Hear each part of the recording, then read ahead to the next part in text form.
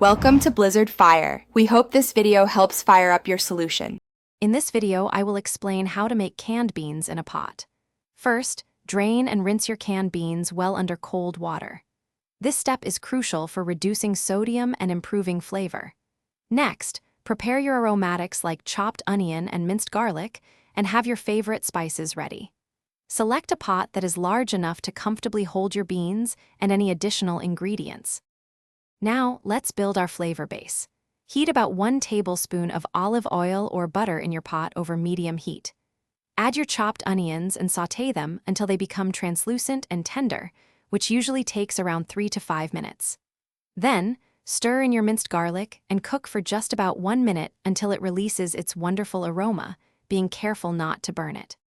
Once your aromatics are ready, add the rinsed canned beans to the pot. Pour in about 1/2 cup of vegetable or chicken broth, or even water to create a nice liquid base. Now is the time to add your favorite seasonings, like a pinch of cumin, some chili powder, or a bay leaf. Bring the mixture to a gentle simmer and let it cook for 10 to 15 minutes, allowing the flavors to meld beautifully. Finally, taste your beans and adjust the seasonings. You might want to add a bit more salt, pepper, or a squeeze of lime juice for brightness. Remember to remove any bay leaves or other whole spices before serving. These delicious beans are now ready to enjoy as a side dish or as part of a main meal. For easy meal prep, check out the link in the description for leak-proof containers and other great deals. Thanks for watching. Thanks for watching. If you found this helpful, don't forget to like and subscribe.